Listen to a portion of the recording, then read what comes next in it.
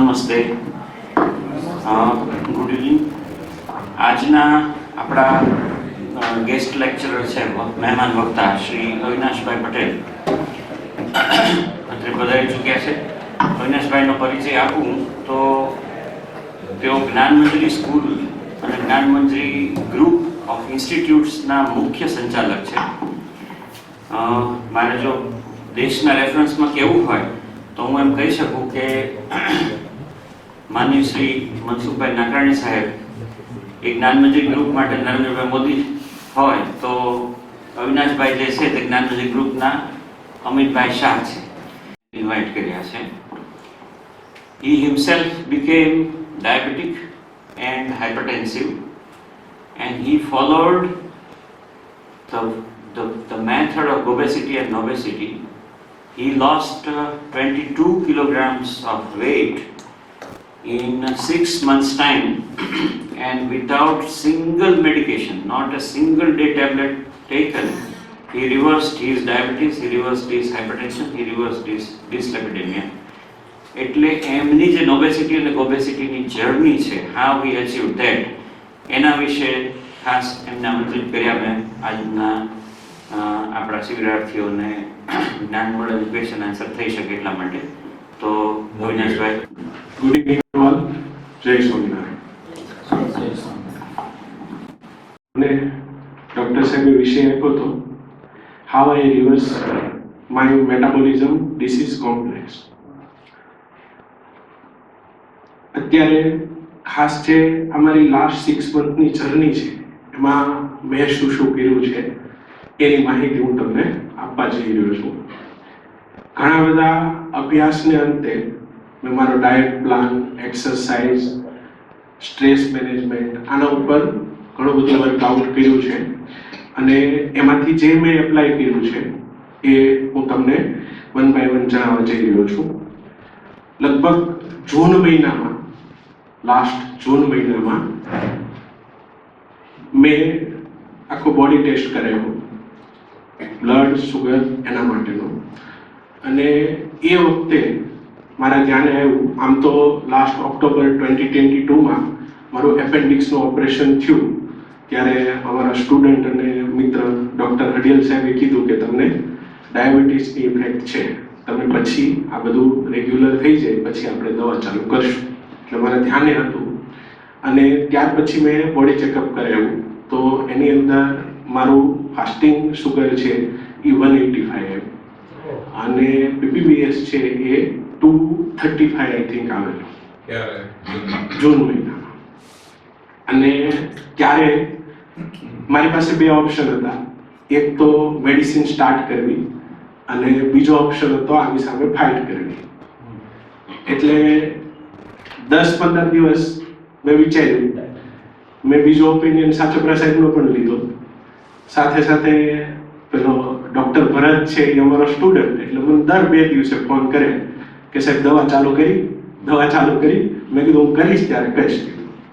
એટલે એ દરમિયાન મેં ઘણા બધા નેટ ઉપરથી ઓપ્શન જોયા અને એના આધારે એવું નક્કી કર્યું કે 2 મહિના હું ટ્રાય કરું. આનાથી જો રિવર્સ થઈ જતું હોય તો મારે મેડિસિન લેવી નથી.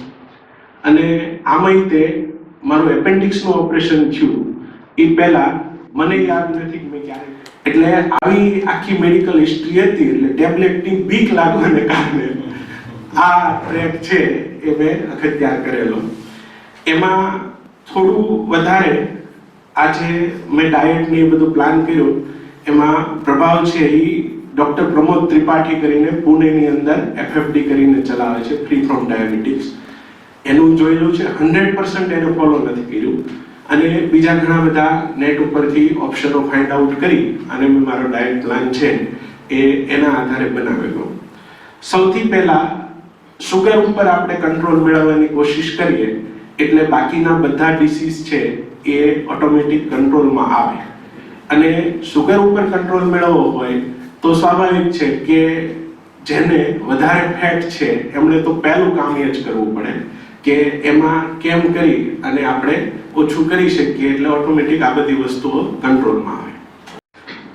મેં જ્યારે આ રિપોર્ટ કરાવ્યો એ પહેલા મારું વેઇટ છે એ 116 kg હતું. આજે 95 અરાઉન્ડ છે. અને આ આમ જોવા જાઓ તો 3 થી 4 મહિનામાં મેં આ ગેઇન કરેલું. ઓક્ટોબર મહિનાથી નવેમ્બર મહિનામાં મારી એક ફોરેન ટ્રીપ હતી, એટલે ત્યારથી ડાયટમાં થોડો ફેરફાર કર્યો હતો અને હું એને વળગીને નહોતો ચાલતો. લાસ્ટ વીકથી પાછું મેં એ સ્ટાર્ટ કરી દીધું છે. તેમ છતાં હાલમાં શુગર, બ્લડ પ્રેશર કે બીજી કોઈ ડિસીઝ છે નહીં, કારણ કે હું રેગ્યુલર એને ઓબ્ઝર્વ કરું છું. એ આગળ 1 by 1 હું તમને કહેતો જઈશ. સૌથી પહેલું રિવર્સલ માટે મેં ઇન્સ્યુલિન રેઝિસ્ટન્સ અને ઇન્સ્યુલિન સિક્રેશન જે આપણા બોડીમાં થતું હોય એના ઉપર વર્કિંગ કર્યું. આમ મેડિકલમાં સ્ટુડન્ટ ઘણા બધા જાય, પણ એ દિશામાં કોઈ અભ્યાસનો અનુભવ નહીં. એટલે આ મેં બધું નેટ ઉપરથી સર્ચ કરતા જાણવા મળ્યું કે આ ઇન્સ્યુલિનનું જે રેઝિસ્ટન્સ છે અને વધારે પડતું ક્યારેક સિક્રેશન હોય, એ બે કારણોસર આપણને ડાયાબિટીસનો ઇફેક્ટ છે એ થતી હોય છે. એમાં મુખ્ય 3 પાર્ટ છે એ ફાળો આપતા હોય છે. એક તો આપણું ડાયટ, સેકન્ડ આપણું ફિઝિકલ એક્સરસાઇઝ અને થર્ડ સ્ટ્રેસ મેનેજમેન્ટ. લગભગ ડોક્ટરો બધા જ આ 3 વસ્તુ ઉપર ધ્યાન કેન્દ્રિત કરતા હોય છે. અને આઈ થિંક તમારું જે શેડ્યુલ સાહેબે મને મોકલ્યું હતું એમાં મેં જોયું કે મોટા ભાગનું આની અરાઉન્ડ વર્કિંગ થઈ રહ્યું છે. ડાયટ પ્રોગ્રામ છે એના 4 ઇફેક્ટિવ રસ્તાઓ છે, એના ઉપર વર્કિંગ કર્યું છે. એક્સરસાઇઝ જે છે, ફિઝિકલ એક્સરસાઇઝ જેને કહીએ, એમાં 2 પોઈન્ટ ઉપર મેં ફોકસ કરેલું છે. મેજર મારું ફોકસ છે એ ડાયટ અને ફિઝિકલ એક્સરસાઇઝ ઉપર વિશેષ રહેલું, કારણ કે સ્ટ્રેસ મેનેજમેન્ટ એ એવી વસ્તુ છે, એની પણ મેં કોશિશ કરેલી છે, પણ દરેક વ્યક્તિ માટે અલગ અલગ ક્રાઇટેરિયા હોઈ શકે. જે ડાયટના 4 ક્રાઇટેરિયા છે એમાં સૌથી પહેલું છે એ ઇન્સ્યુલિન અને એનું ગ્રોથ ફેક્ટર. કેવા ખોરાક લેવાથી આના ઉપર ઇફેક્ટ થાય છે, પહેલું રીઝન આ છે, એના ઉપર ફોકસ કરેલું છે. સેકન્ડ છે એ આપણા બોડીની અંદર એસિડની વધઘટ અને એસિડિટી, આમ તો બે પૂરક છે, આ બે પોર્શન ઉપર ફોકસ કર્યું અને એના કારણોસર આમાં વધઘટ ન થાય એની કોશિશ પણ મેં કરેલી છે. થર્ડ છે એ વધારાની ફેટ, જે ઓબ્વિયસલી એ જ મોટા ભાગે આની અંદર ઇફેક્ટિવ હોય છે. અને ફોર્થ છે એ ન્યુટ્રિશનનો અભાવ. આ ચારેય વસ્તુ આપણા બોડીમાં બેલેન્સ થાય એના માટે થઈ અને કેવા પ્રકારનું ડાયટ્સ આપણે લેવું જોઈએ એના ઉપરનું મારું ફોકસ મેજર રહેલું, અને ડિટેલમાં હું તમને આગળ ઉપર જણાવીશ. સેકન્ડ છે એ ફિઝિકલ એક્સરસાઇઝ છે.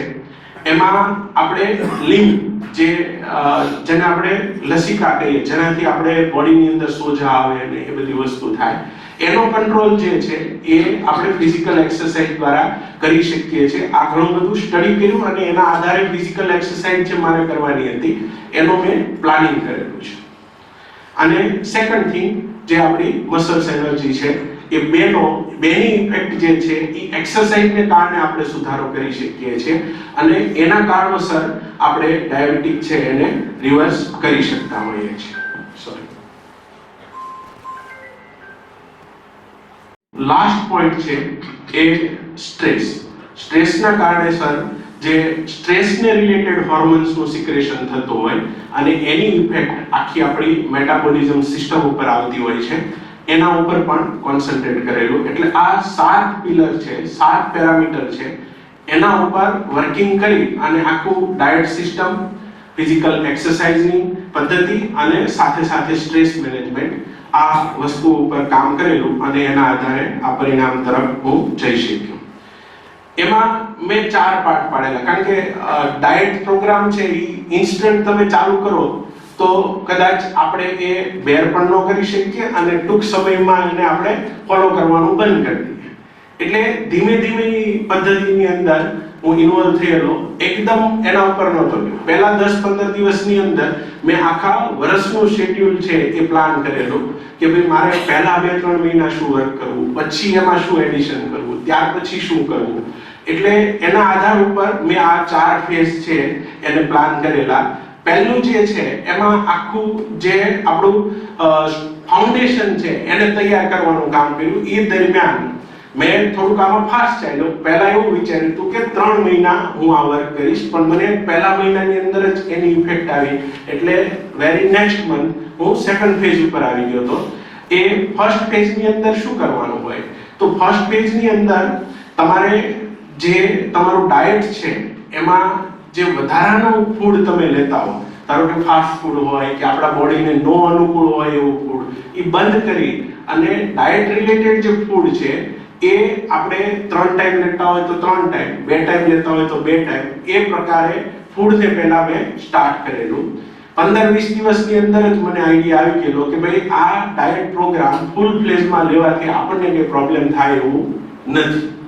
સેકન્ડ પાર્ટ શું કર્યો, એક્સરસાઇઝ સેમ થિંગ છે કે શરૂઆતની અંદર એક્સરસાઇઝ એકદમ હેવી માત્રામાં લઈએ તો બોડી એક થાય, એને લીધે આપણું દિવસ દરમિયાનનું શેડ્યુલ કે બીજા કોઈ પ્રોબ્લેમ થવાના ચાન્સીસ વધે. એટલે પહેલા ધીમે ધીમે વોકિંગથી ચાલુ કરેલું અને સવારમાં સૂર્ય નમસ્કારથી 2 એક્ટિવિટીથી મેં ચાલુ કરેલું. એટલે સ્ટાર્ટિંગના પહેલા ફેઝની અંદર આખું ફાઉન્ડેશન આ રીતે તૈયાર કર્યું. સેકન્ડ ફેઝની અંદર બોડીને રિમોલ્ડ કરવાનું કામ કર્યું. એટલે એક્સરસાઇઝનો પાર્ટ છે એ વધાર્યો, સાથે સાથે ડાયટ પ્રોગ્રામ ઉપર પણ ફોકસ કર્યું. ફર્સ્ટ, સેકન્ડ, થર્ડ ફેઝમાં ડાયટ કેવું હતું એ હું આગળ તમને ડિટેલમાં કહીશ. થર્ડ ફેઝ છે એમાં આખું જે ટ્રાન્સફોર્મેશન થયું એની એક રીતે કહી શકાય કે સ્ટોરી કેમ ક્રિએટ થઈ એના ઉપર ગયો. એટલે 1 બાય 1 જે મેં સ્ટેપ ડિસાઈડ કર્યા હતા એ 9 મહિનામાં પૂરા કરવાનું પ્લાનિંગ કરેલું, એ મેં 4 મહિનામાં અચીવ કરી લીધું. અને આ મોટાભાગનો આખો પ્રોગ્રામ છે એ 1 વર્ષનો પ્લાન કરેલો, પણ મને 6 મહિનામાં આના રિઝલ્ટ છે એ બધા આવ્યા. અને લાસ્ટમાં આમાં મોટાભાગે એવું થાય છે કે આ બધું કર્યા પછી જ્યારે આને બંધ કરી દઈએ ત્યારે હતી એની પોઝિશનમાં ન આવીએ. એનો આ ચોથો ફેઝ છે. છેલ્લા 2 મહિનાથી હું એના ઉપર ફોકસ છું કે મારું વેઇટ છે એ આનું આ રહેવું જોઈએ, રૂટીન ફૂડની અંદર આવું, એમ છતાં ડાયાબિટીસ કે બ્લડ પ્રેશર કે એને કઈ ઇફેક્ટ ન થાય એના ઉપર અમારું વર્કિંગ ફોર્થ ફેઝનું છે. અને આઈ થિંક મને એવું લાગે છે કે હવે હું એ રિધમમાં જઈશ તો આમાં ફેરફાર થવાના ચાન્સીસ નથી. અને એના માટે પણ મેં ઘણા બધા પ્રયોગો કરેલા કે આપણે ધારો કે ફાસ્ટ ફૂડ સાવ બંધ કરેલું, બ્રેડ, મેંદાની આઈટમો આ બધી બંધ કરેલી. તો યુરોપ ગયો તો મોટા ભાગે એના ઉપર જ હાલતો હતો. અને ત્યાં એનું ઓબ્ઝર્વેશન મારું સતત રહ્યા કરતું. પેલી સુગર લેવલ માપવાની કીટ પણ સાથે હોય. શરૂઆતની અંદર દિવસમાં 3-4 ટાઈમ હું એ લેવલ માપતો હતો. અત્યારે 2 ટાઈમ તો એને રેગ્યુલર ઓબ્ઝર્વ કરું છું, ફાસ્ટિંગ અને 1 ટાઈમ જેમાં પછીનું 2 કલાકે જે સુગર ઓબ્ઝર્વ થાય. હાલમાં તે ફાસ્ટિંગ મારું બિલો 100 છે અને પીબીપીએસ છે એ અરાઉન્ડ 130-40 ની વચ્ચે છે. એટલે એ રેગ્યુલર 2 મહિનાથી રૂટીન ફૂડ પેટર્નમાં આવેલો છું, એમ છતાં એ ચાલુ છે. થર્ડ થિંગ, ફોર્થ ફેઝમાં શું કર્યું કે વચ્ચેના ફેઝની અંદર એક્સરસાઇઝ બહુ હાયર લેવલ ઉપર લઈ ગયો હતો. એને હું નોર્મલ કરવાનું, કારણ કે રૂટીન લાઈફની અંદર આપણે રેગ્યુલરલી જે એક્સરસાઇઝ કરી શકીએ એ ફેઝની અંદર આવવાની કોશિશ કરી. એ પણ 2 મહિનાથી ચાલુ છે. એમ છતાં વેઇટ અને સુગર લેવલ, બ્લડ પ્રેશર આ બધી વસ્તુ છે એ નોર્મલ છે. એટલે આ 4 ફેઝની અંદર આખું જે પ્રોગ્રામ છે એ મેં પ્લાન કરેલો. એમાં સૌથી પહેલો પ્રોટોકોલ છે એ ડાયટનો છે. ડાયટની અંદર second protocol exercise, third inner transformation જેને આપણે સ્ટ્રેસ મેનેજમેન્ટ કહીએ, અને ફોર્થ છે એ મેડિકલ.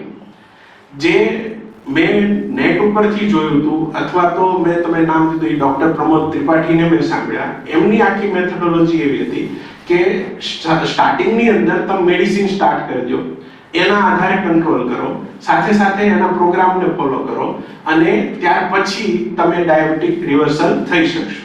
મેં નક્કી કર્યું હતું કે મારે ટેબ્લેટ નથી લેવી. એટલે એના આધારે ડાયટની અંદરના ફેરફારો છે એ મેડિકલ પાર્ટને ટચ કર્યા વગર હું આ 3 પ્રોટોકોલની અંદર મેજરલી ચાલ્યો છું. એટલે મેં કોલેસ્ટ્રોલ માટે પણ મેડિસિન નથી લીધેલી, D3 થોડું ડાઉન હતું તો એના માટે પણ નથી લીધેલી, B12 હતું તો એના માટે પણ નથી લીધેલી. અને આ બધી વસ્તુ થોડા અંશે મેં એને માપે લાવવાની કોશિશ કરી છે. જેમ સુગર છે એ 100% કહી શકું કંટ્રોલમાં આવેલું છે, બ્લડ પ્રેશર 100% કંટ્રોલમાં આવેલું છે, D3 અને B12 ઉપર મારું વર્કિંગ ચાલુ છે. એઝ વેલ એઝ કોલેસ્ટ્રોલ છે એ પણ હાયર બોર્ડર લાઈન હતું, એની બદલે બિલો બોર્ડર લાઈન ની અંદર અત્યારે થઈ ગયું છે. એટલે મેડિસિન લીધા વગર ડાયટ અને આ બધી પ્રવૃત્તિ કરવાથી આ પ્રમાણે આપણે પરિણામ મેળવી શકતા હોઈએ છીએ અને એ શક્ય છે. સૌથી પહેલું ડાયટની અંદર મિલ્ક પ્રોડક્ટ છે એને મેં 100% બંધ કરી દીધી. કોઈ પણ પ્રકારની મિલ્ક પ્રોડક્ટ છે એને લીધેલી નહીં. અને આ શું કામ આવું કર્યું? મેં જે અમુક વિડીયોઝ જોયા હતા અને લિટરેચર સ્ટડી કર્યું હતું, એમાં એવું ધ્યાને આવ્યું હતું કે આપણા સેલ છે એ જે ગ્લુકોઝ એબ્સોર્બ કરવાનું કામ કરતા હોય છે, એમાં મિલ્કની પ્રોડક્ટ છે એના દ્વારા જે તમારા બોડીની અંદર જે બનતું હોય એના કારણે એ એબ્સોર્બ થવામાં અવરોધ ઊભો થાય છે. આવું મને 2-3 જગ્યાએથી ધ્યાને આવ્યું. હકીકત શું હોય એનો મને આઈડિયા નથી, પણ મિલ્ક પ્રોડક્ટ છે એને સંપૂર્ણપણે મેં બંધ કરી દીધી. Second, green juice. આ પ્રોડક્ટ છે એ એમની FFD વાળાની છે. ગ્રીન જ્યુસની અંદર એવું હોય કે તમે કોઈ પણ પ્રકારના ગ્રીન લીફ લઈ લો 1 કપ, એની અંદર તમે તુલસીના પાન, ફુદીનો, પાલક છે, મેથી છે, આવી બધી વસ્તુઓને મિક્સ કરો, સાથે થોડું હળદર, ટર્મરિક, તજ, લવિંગ અને થોડું જરૂરિયાત પ્રમાણે સોલ્ટ એ નાખી અને એને ક્રશ કરીને પીવાનું. એવરી મીલ પહેલા અડધી-પોણી કલાક પહેલા 200 ml જેટલું આ ગ્રીન જ્યુસ મેં ફર્સ્ટ 3 મંથ જે આખું ચાલ્યું એમાં આનો ઉપયોગ કરેલો છે. છેલ્લા 2 મહિનાથી એ પણ બંધ છે. એટલે કાયમી લેવું પડે એવું નથી. એનું રીઝન એ હતું કે એ બોડીને આલ્કલાઇન કરવાનું કામ કરે છે અને એ તમે જો ફૂડ લો એ પહેલા પોણી કલાક પહેલા એને લઈ લેશો તો પછીનું ફૂડ જે તમે ખાવાના એના પાચનમાં પણ મદદ કરે છે અને સાથે સાથે એની અંદર હિમોગ્લોબિન ને બીજા બધા એલિમેન્ટ્સ ઘણા સારા હોય આપણે ગ્રીન લીફ્સની અંદર તો મળવાના છે. એટલે એ કારણોસર એનો ઇફેક્ટ વધારે રહી એવું મને લાગ્યું. એમાંય મેં પ્રયોગ કર્યા હતા કે ગ્રીન જ્યુસ ન પીવું, એમનામ ફૂડ લો અને એ વખતે કેવો સ્પાઇક આવે છે સુગરની અંદર. એ લીધું હોય અને ફૂડ લીધું હોય તો એવા કેસની અંદર સુગર છે એ કેવું આવે છે. શરૂઆતની અંદર પહેલા 15 દિવસ તો આપણને ડિપ્રેશન આવી પોઝિશન હતી કે 230 થી નીચે હટતું જ નહોતું. આ બધું જ કરવા છતાં એટલે એવી સિચ્યુએશનમાં પણ આવીએ કે ભાઈ આ બંધ કરી દેવું કે ચાલુ રાખવું, પણ છતાં એવું નક્કી કર્યું હતું કે આપણે એટલીસ્ટ 2 થી 3 મહિના તો આ પ્લાનને અનુસરવો જે થાય. પછી ધીમે ધીમે રિવર્સ થવાનું ચાલુ થયું. ત્યાર પછી છે એ બપોરનું ભોજન, એમાં બપોર સુધી ભોજન લેવું નહીં, બપોર સુધી ભોજન લો એમાં અનાજ નહીં ખાવાનું. ઈ સવારના બ્રેકફાસ્ટની અંદર આ બધી આઈટમ તમે લઈ શકો. 25% સ્પ્રાઉટ, સલાડ અને 50% દાળ આધારિત વસ્તુ હોય. આઈ થિંક તમે પણ એને ફોલો કરો છો કારણ કે સવારમાં કાકડીયા સેટ ફોટો મૂકે ને એમાં દેખાય છે. ઓલમોસ્ટ એ પ્રકારનું તમારું ડાયટ છે એ હોય છે. એટલે સવારમાં કોઈ પણ પ્રકારનું અનાજનો ઉપયોગ નહીં કરવો. ત્યાર પછી વચ્ચે તમે આવું કંઈક લઈ શકો. 8-10 બદામના પલાળેલા દાણા હોય, અખરોટ હોય, આવું બધા કોઈ પણ સીડ્સ હોય એનો ઉપયોગ સવારમાં ધારો કે 7 વાગે બ્રેકફાસ્ટ કર્યો હોય તો 9-10 વાગ્યાની આસપાસ આવી આઈટમ છે એ લઈ શકો. લંચ અને ડિનર એ બંનેની અંદર 25% ની ફોર્મ્યુલા અપનાવેલી. 25% સલાડ લેવાનું, 25% કઠોળ લેવાનું, 25% અનાજ લેવાનું અને 25% ગ્રીન શાકભાજી જે આપણે બનાવેલું શાક હોય ગ્રીન કોઈ પણ એ લઈ શકો.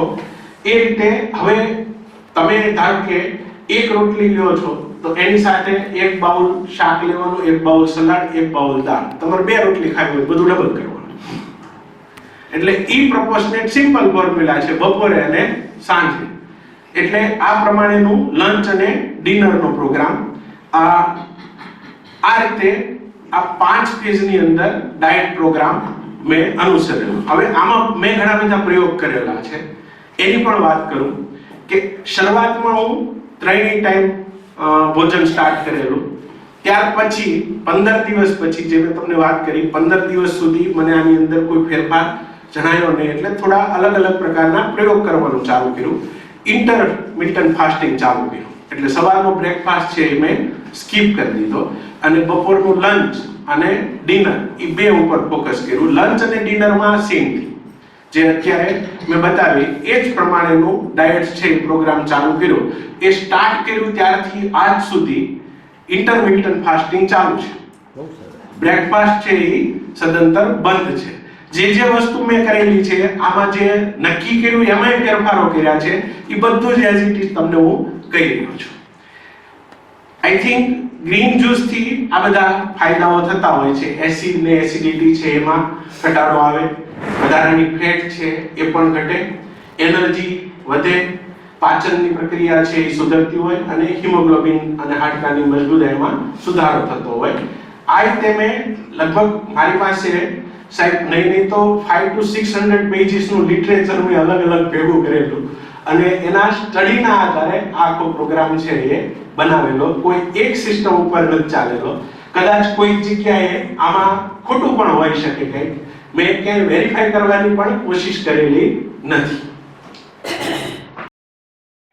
તમને જે કીધો એ પ્રમાણે 25% સ્પ્રાઉટ, 25% સલાડ અને 50% કોઈ પણ દાળ આધારિત જે વસ્તુ હોય એનો તમે ઉપયોગ કરી શકો. આ બધી અમુક આઈટમ જે હું બ્રેકફાસ્ટમાં મેં શરૂઆતમાં લીધી હતી એ હું તમને અહીંયા કહી રહ્યો છું. આઈ થિંક સાહેબે જ મેસેજ મૂક્યો હતો આને રિલેટેડ ડાયટમાં 50,000 કરતા આઈટમો અલગ અલગ બની શકે. આપણે જીવવાનું છે એમાં 37,000 જેટલા ખાવાનું છે. એટલે ઘણી બધી વસ્તુઓ આ ડાયટ પ્રોગ્રામમાં જે આપણે લઈએ છીએ એના આધાર ઉપર બની શકતી હોય છે. એટલે તો બ્રેકફાસ્ટ બંધ છે તમારો? હા, અત્યારે બ્રેકફાસ્ટ શરૂઆતમાં મેં લીધેલું આ નથી ખાતા? આ નથી ખાતો. ફાઇન. સ્ટાર્ટિંગમાં મેં જે લીધું હતું એ આ વસ્તુ છે. એ જ રીતે લંચ અને ડિનર એમાં 25% દાળ, 25% અનાજ, 25% સલાડ, 25% રાંધેલા કોઈ પણ શાકભાજી. આમાં હું થોડું વિશેષ પ્રકાશ પાડું કે બધી જ વસ્તુમાં એક એક વસ્તુને મેં ચેક કરેલી છે. ધારો કે દાળ હોય તો આજે મગની દાળ લીધી તો એ વખતે મારું BBBS કેવું રીડિંગ આપે છે. અનાજ છે તો રોટલી ખાઈને તે એનું રીડિંગ લીધેલું છે, બાજરાના રોટલા ખાઈને એનું રીડિંગ લીધેલું છે, જુવારના રોટલા ખાઈને રીડિંગ લીધેલું, જવ ખાઈને રીડિંગ લીધેલું. વન ટાઈમ નહીં, મલ્ટિપલ ટાઈમ અલગ અલગ અનાજનો ઉપયોગ કરી અને આ બધા રીડિંગ મેં લીધેલા છે. સલાડમાં આઈ થિંક એમાં મેજર ચેન્જીસ કરેલો નહીં. એ વખતે જે અવેલેબલ હોય એ કાચા સલાડનો ઉપયોગ કરેલો. શાકભાજીની અંદર પણ રાંધેલા શાકભાજી જેને કહી શકીએ એમાં પણ જે અવેલેબલ હોય.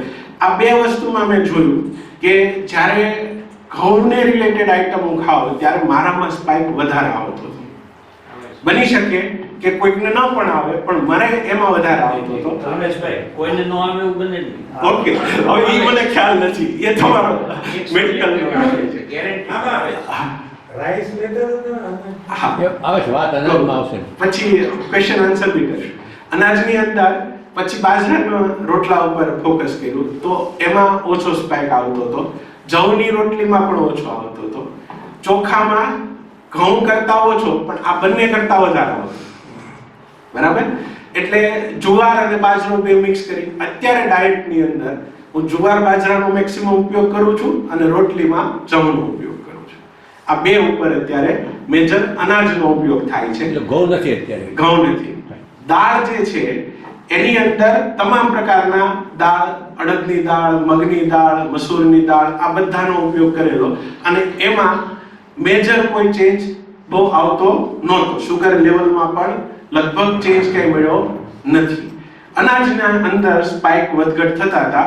દાળ, શાકભાજી અને બીજામાં કોઈમાં મને એવી કોઈ ઇફેક્ટ દેખાણી નથી.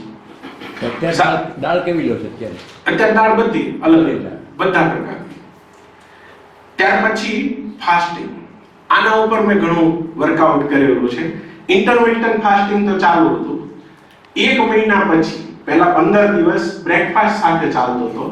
પછીના 15 દિવસ મેં ઇન્ટરમિટન્ટ ફાસ્ટિંગ ચાલુ કર્યું. પછી એમાં ધીમે ધીમે ફેરફાર કરવાના ચાલુ કર્યા. એ 2 મહિનાનો જે સમયગાળો, પહેલા મહિના પછીના 2 મહિના, એમાં મેં ફાસ્ટિંગના અલગ અલગ પ્રયોગો કરેલા. શરૂઆતમાં શું કર્યું કે બ્રેકફાસ્ટ સ્કીપ કર્યો હતો, પેરેલલ લંચ પણ સ્કીપ કરવાનું ચાલુ. એક દિવસ લંચ સ્કીપ કરું, સાંજે ડિનર લો, બીજે દિવસે બંને મીલ લો, ત્રીજે દિવસે પાછું લંચ છે એ સ્કીપ કરું. એમ એક અઠવાડિયું એ રીતે ચલાવ્યું. પછીના વીકની અંદર ઓલ્ટરનેટ ડે ઉપર વર્કિંગ કર્યું. એક દિવસ 2 મીલ લેતો હતો, એક દિવસ સાવ પાણી ઉપર, બીજે દિવસે પાછા 2 મીલ, પછી પાણી ઉપર. આવું મેં બીજા વીકની અંદર સ્ટાર્ટ કરેલું. ફાસ્ટિંગની અંદર ઘણા બધા લેવલ સુધી હું ગયેલો. પછીના વીકની અંદર 2 દિવસ ફાસ્ટિંગ ચાલુ કરેલું. અને એ રીતે 2 મહિનામાં મેં 2 વખત 6 દિવસના ફાસ્ટિંગ કરેલા પાણી ઉપર. અને ફાસ્ટિંગ થી કશું થતું નથી. શરૂઆતની અંદર જો પહેલો દિવસ તમે કાઢી નાખો તો પછીના દિવસોમાં તમને ખબર રહેતી નથી. લીંબુ નહીં, કશું નહીં, ઓનલી વોટર. જૈન ઉપવાસ. હા. અને કદાચ આમાં મુશ્કેલી થાય તો કોઈ ફ્રૂટ જ્યુસ ઉપર કે એ રીતે તમે કે લીંબુ પાણી ઉપર પણ એને કરી શકાતું હશે. મને એનો આઈડિયા નથી. મેં આ રીતે આગળ કરેલું છે. અને આ એક વખત મારી ખ્યાલથી હું સાહેબના ઘરે જમવા ગયેલો અને અમે હિંચકે બેઠા હતા. સાહેબે એવું કીધેલું કે આપણે ફાસ્ટિંગની અંદર આપણું બોડી એ રીતે વર્ક કરતું હોય કે તમે જમવાનું આપવાનું બંધ કરો એટલે સ્ટાર્ટિંગની અંદર તમને ફોર્સ કરે કે ફૂડ આપો. પછી તમારા બોડીની અંદર રહેલી ફેટને એ બંધ કરવાનું ચાલુ કરે. હવે એ સમયગાળો તમે કાઢી નાખો તો પછી બોડીમાં ફેટ બંધ થઈ અને આગળ ઉપર વર્કિંગ ચાલે. એ મને યાદ હતું. એટલે મેં 2 દિવસ આ રીતે કાઢ્યા, પછી એમના એ ચાલ્યા કર્યું. અને એ મુજબ 6 દિવસ ધારો કે ફાસ્ટિંગ હોય તો સવારની એક્સરસાઇઝ રેગ્યુલર હોય, આખા દિવસનું કામ છે એ રેગ્યુલર ચાલતું હોય, એમાં કોઈ જગ્યાએ મુશ્કેલી નથી થતી અને વધારે એનર્જીથી આપણે એમાં વર્કિંગ કરી શકતા હોય. કદાચ એવું હશે કે મેં એમાં સ્પીડ વધારે રાખી 3 મહિનાની અંદર આ બધું કરવા માટે થઈ. આને ધીમે ધીમે ઇમ્પ્લિમેન્ટ કરો તો પણ આ રિઝલ્ટ કદાચ મળી શકતો હોઈ શકે. એટલે ફાસ્ટિંગનો રોલ છે એ આની અંદર વધારે મેજર પ્લે થયો હોય એવું મને લાગે છે. સાથે સાથે આ ડાયટનો પ્રોગ્રામ જે ચલાવ્યો એના આધારે. એટલે ફૂડ પેટર્ન છે એ મેં તમને અત્યારે જણાવી એ પ્રમાણે મેં આખું અનુસરણ કરેલું છે. એની અંદર ફ્રૂટ પેરેલલ લેવાનું પણ શરૂ રાખેલું. ફ્રૂટની અંદર મેં એક અલગથી શરૂ કરેલો કે ગ્લુકોઝ ઇન્ડેક્સ છે એ જેનો નીચો હોય, બિલો 30 હોય એવા ફ્રૂટની એક યાદી બનાવેલી. પછી જેનો ગ્લુકોઝ ઇન્ડેક્સ છે એ 30 થી 70 વચ્ચે છે એની એક યાદી બનાવેલી, અને 70 અપ છે એની યાદી બનાવેલી. અને એ ડેઈલી કોઈ એક ફ્રૂટ છે એ હું એનો ઉપયોગ કરતો હતો. અઠવાડિયાની અંદર 3 દિવસ બિલો 25 વાળા, બિલો 30 વાળા, 2 દિવસ છે એ 30 થી 70 વાળા, અને એકાદ દિવસ છે એ 70 થી અપ હોય એનો પણ આમાં ઉપયોગ કરેલો. એ મેજરલી 4 વાગ્યા આસપાસ કોઈ ફ્રૂટ લેવાનું હોય તો એ દરમિયાન ઉપયોગ થતો હતો. બીજું, આ ફ્રૂટનો જે ખાતો હતો એમાં રેગ્યુલર નહોતું, કારણ કે એ દરમિયાન સ્કૂલે હતો એટલે ત્યાં અવેલેબલ થાય તો એ લેવાનું, ન થાય તો એ ચાલે. એ પ્રકારનું ઉપયોગ મેં ફ્રૂટનો પણ પેરેલલ કરેલો. આ ક્યાં પ્રકારના ફ્રૂટ લેવા હતા? હે, આ ક્યાં પ્રકારના? મોટા ભાગે જમરૂખ વધારે રહેતા હતા, પછી જાંબુ એનો ઉપયોગ થતો હતો. સિઝનલ પ્રમાણે. હા, સિઝનલ પ્રમાણે. પછી સફરજન, બનાનાનો પણ ઉપયોગ, તરબૂચ, પછી પેલું પાઇનેપલ, નહીં દ્રાક્ષ, ચીકુ નથી ઉપયોગ કરેલો. હા, પપૈયું. લગભગ એ વખતે શું છે કે દ્રાક્ષની સીઝન આઈ થિંક નહોતી એટલે નથી આવ્યું, પણ મોટા ભાગના ફ્રૂટ આ ગ્લુકોઝ ઇન્ડેક્સ પ્રમાણે ઉપયોગ કરતો. સેકન્ડ છે એક્સરસાઇઝ. આના ઉપર મેં વધારે થોડુંક ડાયટનું જે રીતે કરેલા છે એવા પ્રયોગ એક્સરસાઇઝ ઉપર પણ કરેલા છે. એક્સરસાઇઝની અંદર જે મેં લર્ન કર્યું એની અંદર પર્ટિક્યુલર એક્સરસાઇઝ ઉપર ભારણ આવતું, પણ મેં એ કોઈ પણ જગ્યાએ કોઈનું ફોલો નથી કરેલું. અને મારી રીતે મને જે એક્સરસાઇઝ ગમે એ મેજરલી કરેલી છે. બીજી વસ્તુ સાથે યોગ અને પ્રાણાયામ. યોગ એટલે યોગાસન તે ઓછી માત્રામાં કરેલા, પણ પ્રાણાયામ રેગ્યુલર 5 પ્રાણાયામ છે એ રેગ્યુલર કરતો. એક્સરસાઇઝ લગભગ શરૂઆતની અંદર 1.5 કલાક જેવી ચાલતી, 1.5 થી 2 કલાક પણ ક્યારેક થાય. એ માત્રામાં એક્સરસાઇઝ સ્ટાર્ટિંગની અંદર અડધી કલાકથી સ્ટાર્ટ કરેલું. પહેલા 15 દિવસની અંદર જ તે કલાક એક્સરસાઇઝ ઉપર પહોંચેલો અને 15 દિવસ પછી રેગ્યુલર 1.5 થી 2 કલાક એક્સરસાઇઝ ચાલતી. એમાં મેજરલી કલાક સવા કલાકનું વોકિંગ હોય, સાયકલિંગ પણ કરતો અને હજી પણ કરી રહ્યો છું. સાથે સાથે બીજી જે એક્સરસાઇઝ રૂટીનલી આપણે આમાં જોતા હોય છે યુટ્યુબ ઉપર, જમ્પિંગ ને એ બધી એક્સરસાઇઝ ક્યારેક મન થાય તો એ કરતો. મેજરલી વોકિંગ અને સાયકલિંગ ઉપર ભારણ રાખેલું. વોકિંગની સાથે સાથે પહેલા મહિના પછી દોડવાનું શરૂ કરેલું. આજે પણ કન્ટિન્યુઅસ 2 થી 3 કિલોમીટર દોડી શકું છું. વોકિંગની સાથે સાથે સવારમાં વિક્ટોરિયાની અંદર શરૂઆતની અંદર 100 મીટરમાં હાફ ચડતો હતો દોડવામાં, પણ આ લેવલ સુધી એક્સરસાઇઝની અંદર આ સમયગાળામાં પહોંચી શક્યો. ઉંમર કેટલી તમારી? મારી ઉંમર 37, 38 રનિંગ. એટલે એવું પણ બને આ એજને કારણે આ સ્પીડથી થઈ શક્યું હોય. વધારે એજ હોય તો એમાં ઓછા વધતું કરી શકાય. આ વોર્મ અપ એક્સરસાઇઝ શરૂઆતની અંદર પછી સૂર્ય નમસ્કારની પહેલા 15 દિવસ ટ્રાય કરેલી, પણ એમાં મને કંટાળો આવ્યો એટલે એ પણ મેં 15 દિવસ પછી બંધ કરી દીધેલા. ત્યાર પછી વોકિંગ, રનિંગ આ બે વસ્તુ ઉપર વધારે ચાલેલો છું. સાયકલિંગ ઉપર ચાલેલો છું. અત્યારે મેં પછી એવું કરી નાખ્યું કે એક વસ્તુ રેગ્યુલર ફોર્મેટની અંદર એને એક શોખ બનાવી દીધો. અત્યારે મેજર સાયકલિંગ ઉપર ચાલુ છું. હજી ગઈકાલે તે કોળિયા સુધી ગયો હતો સાયકલ લઈને સવારે. એટલે એમાં એ કઈ રેગ્યુલર ન હોય. રેગ્યુલર અડધી પોણી કલાક સાયકલિંગ કરી લઉં છું, પણ આવું સન્ડે હતો એટલે મજા આવી એટલે એમને વયો ગયો. દરરોજનું 15-20 કિલોમીટર ખરું? હા, 15-20 કિલોમીટર સાયકલિંગ કરું. અને એની અધર એક્ટિવિટીઝ લાઈક જીમ, કોઈકને એવું હોય તો એ પણ કરી શકાય. એટલે આ એક્સરસાઇઝ પ્રોટોકોલ છે એ મેં ફોલો કર્યો. એનાથી મસલ્સ એક્ટિવ ઘણી બધી વસ્તુઓમાં જે પહેલા એક્ટિવિટી નહોતી થઈ શકતી એ બધી થઈ શકે. અત્યારે ધારો કે 8 થી 10 માળના દાદરા ફટાફટ ચડવાના હોય તો ચડી જવાય છે. શરૂઆતમાં એમાં આ ચડતો હોય. આ બધા પાછા પ્રયોગો કરી લીધેલા છે. હમણાં જ 2-3 દિવસ પહેલા ઉનાકની સાહેબ સુરત હતા, 10 માળની બિલ્ડિંગ હતી, મેં તો આપણે ચડીએ. એટલે આવું બધું વચ્ચે એક્ટિવિટી કરેલી છે. એસિડિટી ને બધું ઘટાડે, બ્લડ શુગર ઓબ્વિયસલી એનાથી ઘટવાનું, વેઇટ લોસ પણ એનાથી થયું છે. એટલે ખાસ એક્સરસાઇઝની અંદર ઘણી બધી એક્ટિવિટી હોય, પણ પ્રાણાયામ રેગ્યુલર ચાલુ છે. 5 પ્રાણાયામ અત્યારે હું કરું છું. ભસ્ત્રિકા, કપાલભાતિ, અનુલોમ વિલોમ, ઓમકાર અને ભ્રામરી પ્રાણાયામ. આ 5 પ્રાણાયામ રેગ્યુલરલી 10 મિનિટ મારા અત્યારે શરૂ છે.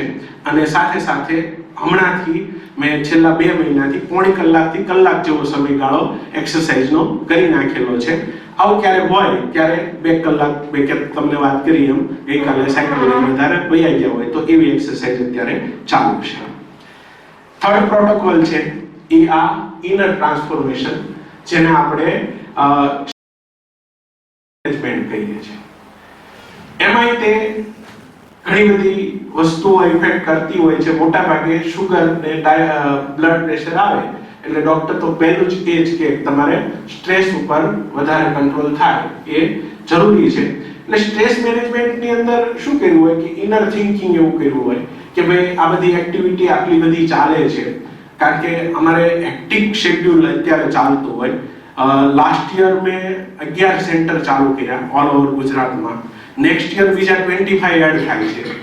સાથે સાથે આટલા બધા સ્ટુડન્ટ અહીંયા મેનેજ કરવાના. આખી યુનિવર્સિટી ગયા વર્ષે પરમિશન આવી એટલે એને પણ અત્યારે સ્ટ્રીમલાઇન કરી રહ્યા છીએ. યુનિવર્સિટી કેમ્પસ નવું બિલ્ડઅપ કરી રહ્યા છીએ તો એનું પણ એક્ટિવિટી ચાલતી હોય છે. આ બધા સેન્ટરને કારણે આ બધું એટલા માટે કહી રહ્યો છું કે એમાં આ સ્ટ્રેસ મેનેજમેન્ટ કેવી રીતે થઈ રહ્યું છે. છેલ્લા જૂન મહિનાથી અત્યાર સુધીમાં ટ્રાવેલિંગ એટલું છે, લગભગ 6 મહિનામાં મારું 35,000 કાર ચાલેલી છે મારી. એટલે એ બધા સેન્ટરો ઉપરનું હેક્ટિક શેડ્યુલ રહેતું હોય છે. એમાં પણ આ ડાયટ અને આ બધી વસ્તુ આ જ પ્રમાણે ફોલો કરી લે છે. કોઈ પણ જગ્યાએ બહાર હોય તો ત્યાં જમવામાં પણ એ રીતે મેનેજ કરી લઈએ કે આપણે જોતી વસ્તુઓ છે એ મોટા ભાગે એડજસ્ટમેન્ટ થઈ જાય. અને મીઠાઈ ફરસાણને સ્થાન આપ્યું છે નહીં, મીઠાઈને સહેજ પણ સ્થાન નથી આજના દિવસે પણ દૂધની નહીં. આ છેલ્લા દૂધની આઈટમ બંધ છે. આ છેલ્લા 2 મહિનાથી લગભગ 1 કે 2 વાર મેં મીઠાઈ ખાધી છે, પણ એ કન્સિડર ના હા એટલે મીઠાઈને એ બધી વસ્તુઓ સંપૂર્ણ બંધ છે. એની અંદર એક જ વિચારથી જનરલી ચાલતા હોય છે કે મેક્સિમમ બિઝી રહેવાની કોશિશ કરી રહ્યો છું. મારી પાસે એ ટૂલ છે એટલા માટે, જેથી કરીને બીજું સ્ટ્રેસ ના આવે. સાથે અત્યારે આ છેલ્લા 2 મહિનાથી ફાસ્ટિંગ રીતે 10 દિવસે ચાલે છે.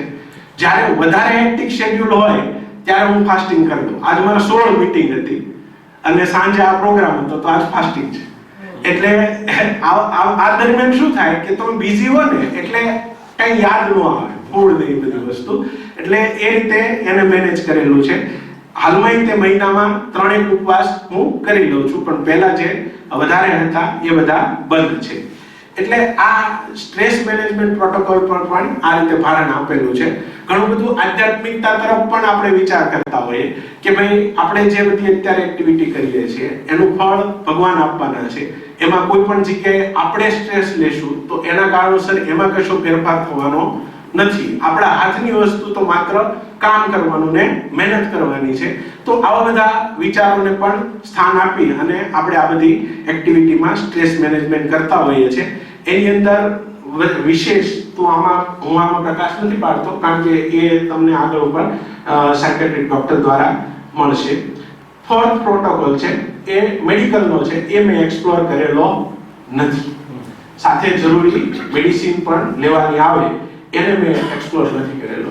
હવે આનું પરિણામ છે મેં તમને કીધું એ પ્રમાણે આ મારો 20 જૂનનો રિપોર્ટ છે. HbA1c 8.1 છે અને એવરેજ બ્લડ શુગર 185.77 છે. અને આ છે 21/8 નો રિપોર્ટ છે. એમાં ફાસ્ટિંગ 76 છે, પછી PPBS 127 છે અને ખાસ આ HbA1c છે 5.8 છે. એટલે એટલો મને શરૂઆતના 2 મહિનામાં આ 2.5 મહિનાની અંદર આ ફેરફાર છે આની અંદર મને પરિણામ સ્વરૂપે જોવા મળ્યો. અને હવે એવો વિચાર કરેલો કે ડિસેમ્બર એન્ડની અંદર આના પછીનો રિપોર્ટ લેવો. સાથે સાથે ડેઈલી ફાસ્ટિંગ અને એકાદ મીલ પછીનું PPBSC ચાલુ છે ચેકિંગ કરવાનું. અત્યારે પણ રેગ્યુલર ઓબ્ઝર્વેશન છે. એવું ગ્રાફ કેવો બનાવો છો? ને ગ્રાફ નથી બનાવતો, એક્સેલમાં સિમ્પલ ડેટા મેનેજ કરું છું. 100 ઉપર ક્યારેક ડ્યુ હોય, મેક્સિમમ ફાસ્ટિંગ છે 108 સુધી મારું અત્યારે ગયેલું છે છેલ્લા 2 મહિનાની અંદર.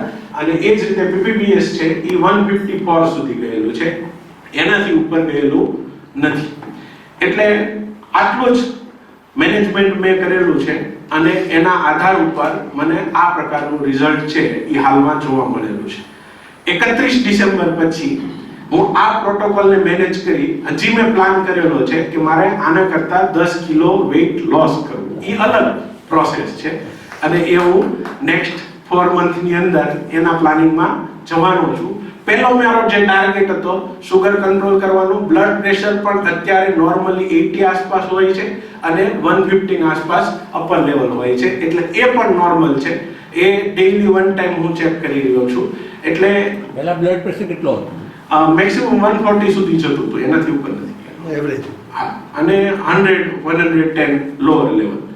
અને આ નોર્મલી છેલ્લા 4-6 મહિનાથી 80-120 ની વચ્ચે છે, એમાં કોઈ પણ સ્પાઇક આવતો નથી. એટલે મને એવું લાગે છે કે જે વધારાની ફેટ બર્ન થઈ અને બોડી લોસ જે મતલબ ફેટનો લોસ થયો છે એના કારણોસર બધી આ વસ્તુઓ નોર્મલ થઈ હોઈ શકે. વિશેષ તો મેડિકલમાં સાહેબને વધારે આઈડિયા હોય. એટલે આ રીતે આખી મારી જર્ની છેલ્લા આટલા સમયની રહી છે. મોસ્ટલી નવેમ્બર અને ડિસેમ્બર, આમ તો 15 ઓક્ટોબરથી લઈ અને ડિસેમ્બર દરમિયાન આ આખો પ્રોગ્રામ જે મેં પહેલા ચલાવ્યો હતો એમાં મેં લાસ્ટમાં કીધું એ પ્રમાણેનો ફેરફાર કરેલો છે. ઓકે, દિવસનું દરરોજ કેટલા કલાક ટાઈમ બની જાય એવરેજ વર્કિંગ અવર્સ તમારે કેટલા એવરેજ ને સ્લીપ ઊંઘ કેટલી ગઈ? મારી ઊંઘ 6 થી 7 કલાકની રેગ્યુલર છે. 10:30 સૂવું છું, 5:30 જાગું છું. ઓકે 10 10:30 વચ્ચે સૂઈ જાઉં છું, 5:30 આસપાસ જાગું છું. ક્યારેક ટ્રાવેલિંગમાં ને એમાં એ શેડ્યુલ ફરતા રહેતા હોય છે, પણ મોસ્ટલી નોર્મલી આ પ્રમાણેનું હોય છે. મારા વર્કિંગ અવર્સ છે એ સવારમાં 8 વાગ્યાથી સાંજે 7 વાગ્યા સુધીના કન્ટિન્યુઅસ હોય છે. 11 કલાક જેવું થાય. હા, 10-11 કલાક જેવું થાય. કુટુંબ માટે કેટલો સમય ફાળવો? કુટુંબ માટે મોસ્ટલી સાંજે 8 થી 10 એ ફેમિલી માટે 100% જ્યારે ભાવનગર અવેલેબલ હોય ત્યારે.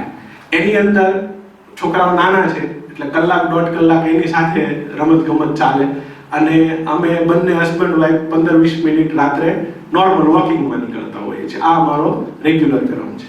તમારે જમવાનો ટાઈમિંગમાં ઇરેગ્યુલારિટી આવતી? હા, ટાઈમિંગમાં આવતી. કોઈ કઈ વાંધો નથી ના. આવતો. એટલે ઇરેગ્યુલારિટી એટલે બહુ મેજર ન હોય. ધારો કે નોર્મલી 1 વાગે બપોરે જમતા હોય તો ક્યારેક ટ્રાવેલિંગમાં એ 2-2:30 વાગી જાય, અને સાંજનું હોય તો સાંજે મોસ્ટલી હું એવું પ્રિફર કરતો તો 7 વાગ્યા પહેલા જમવાનું ફાઇન. પૂરું થઈ આ જાય. તો ઇન્ટરમીડિયેટ ફાસ્ટિંગ બતાવીને તમારે. હા, એટલે 6:30-7 વાગે હું ઘરે આવું તો એ ટાઈમે હું જમી લેતો, અને બીજે દિવસે બપોરે 1 વાગે ડાયરેક્ટ. તમને એવું ના થયું હોય તો આ તો 24 વાળી વાત આવી. હા, એવું ના થયું હોય તો તમે સ્કીપ કરો કે રાતે મોડું જમી લેવું? ક્યારેક જમી લેતું. Okay fine. 12 વાગે જમી લીધું. Actually, જમવામાં રેગ્યુલારિટી છે ને is more dangerous than irregularity. Because by the evolution process, you